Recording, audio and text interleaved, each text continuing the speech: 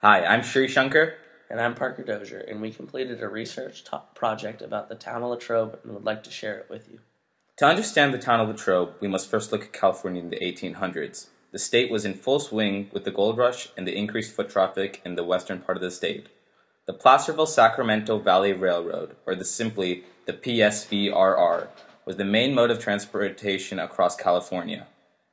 The Big Four, who consisted of Huntington, Crocker, Stanford, and Hopkins, monopolized the railroad. As they grew in power, they were able to take over smaller railroads, most notably the PSVRR.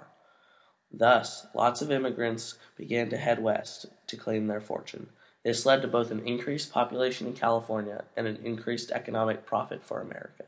The gold rush also gave way to the creation of boomtowns across America. Boomtowns are basically towns that have a short life in which at one point the town was extremely busy and then plummeted into ghost towns.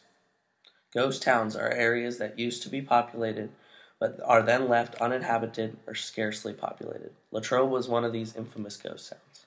In the late 1800s, F.A. Bishop named the town after the chief engineer of the Baltimore and Ohio Railroad, Benjamin Henry Latrobe II. By 1849, a year after the beginning of the gold rush, Latrobe had already become a major hub for the railroads that spanned across California.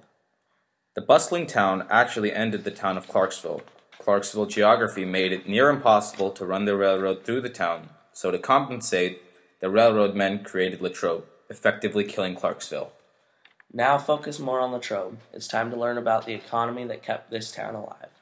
Latrobe's location was not too ideal for mining, but what really made it a popular stop was that it was a major hub to the other boomtowns located across Midwestern California.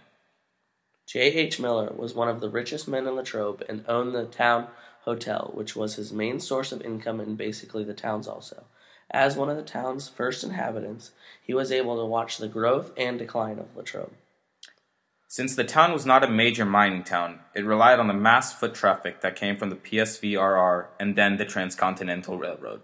However, once mining operations started to move away from the town of Latrobe, so did the people. The mining operations started to leave Latrobe in the 1860s and moved north and east to Shingle Springs as it was closer to Placerville and the rest of the gold rush. The lack of foot traffic in Latrobe caused the residents to either follow the railroad to new boomtowns like Shingle Springs, or caused them to scale back heavily on what they owned. Soon thereafter, Latrobe followed the path of Clarksville, slowly becoming a ghost town. By the 1880s, Latrobe was a shell of its former self. However, unlike many other boomtowns, Latrobe was not killed by its peak. It simply scaled back into the small town that we can see today. Located southwest of Placerville, the town still acts as a small community. The Latrobe School District keeps the town together and acts as a majority of grade, middle, and high school for the few residents and students that still live there. Thank you for taking the time to briefly learn about Latrobe's history. It was a vital town during the California Gold Rush. Have a nice day.